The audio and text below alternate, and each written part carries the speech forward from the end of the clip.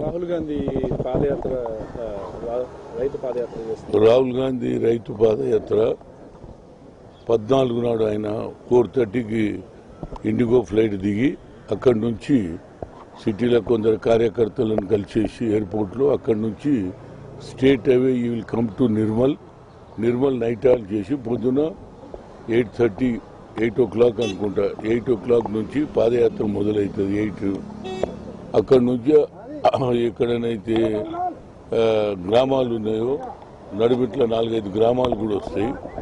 అక్కడికి వచ్చి లక్ష్మణ చాందా దగ్గర మరి అక్కడికి ఆ మండలానికి వెళ్ళి అక్కడ రైతులను ఆంధ్రవేలు కూడా రైతులను కలుస్తాడు. ఆ తర్వాత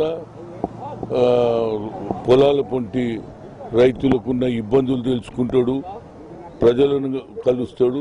ఆ విధంగా రైతులు ఇబ్బందులు ఉన్నప్పుడు రైతులను చూడాలని గతంలో పంజాబ్ వెళ్ళాడు, అదేవిధంగా విదర్భ వెళ్ళాడు, ఇప్పుడు తెలంగాణ జిల్లాలలో కూడా వస్తున్నాడు. దానికి పెద్ద ఎత్తున తెలంగాణలో ఉన్నటువంటి రైతులు చాలా సంతోషంగా ఉన్నారు.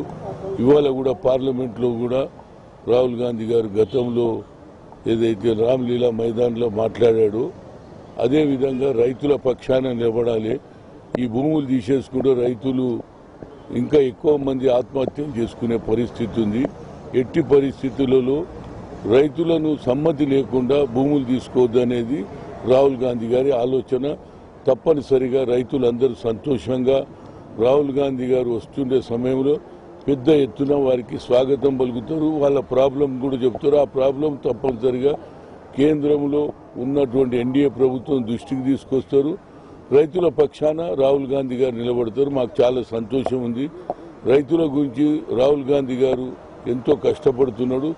దానికి కార్యకర్తలందరూ కూడా పెద్ద సంఖ్యలో సహకరించి ఆయన ఎంబడి పాదయాత్రలో పాల్గొనాలి. అదేవిధంగా రైతుల సమస్యలు తెలుసుకొని రాహుల్ గాంధీ గారు తప్పనిసరిగా వారి పక్షాన నిలబడతారనేది గట్టి నమ్మిక ఉంది.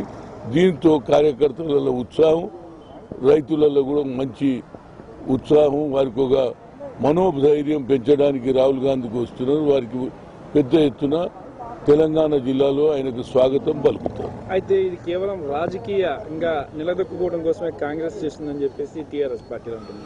చూడండి, టీఆర్ఎస్ ఇంతవరకు ఏది మాట్లాడినా ఇంతమంది చనిపోయింది. ఇంతవరకు వాళ్ళు టీఆర్ఎస్ వాళ్ళు ఆయన ముఖ్యమంత్రి కానీ అదేవిధంగా నరేంద్ర మోడీ కానీ ప్రపంచ దేశాలు తిరగడానికి ఇతర దేశాలకు పోవడానికి టైం ఉన్నది. కానీ రైతుల గురించి ఆలోచన చేయాలనేది అటు టీఆర్ఎస్ కానీ ఇటు బీజేపీ కానీ ఎన్డీఏ కానీ లేదు. కాబట్టి ప్రజల దృష్టిని ప్రజలకున్న ఇబ్బందులో పాల్గొనడం ఇది రాజకీయం అనడం అది పొరపాటు.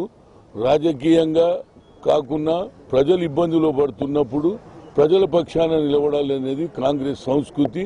ఆ సంస్కృతిని వారి ఫాదర్ కానీ అదేవిధంగా వాళ్ళ నాయనమ్మ కానీ మొదటి నుంచి కూడా రైతుల పక్షాన ఉన్నారు. అదేవిధంగా మన లాల్ బహదూర్ శాస్త్రి గారు ఏదైతే జై జవాన్ జై కిసాన్ అన్నాడో దాన్నే కొనసాగించాలనేది కాంగ్రెస్ ముఖ్య ఉద్దేశం, రాహుల్ గాంధీ ముఖ్య ఉద్దేశం.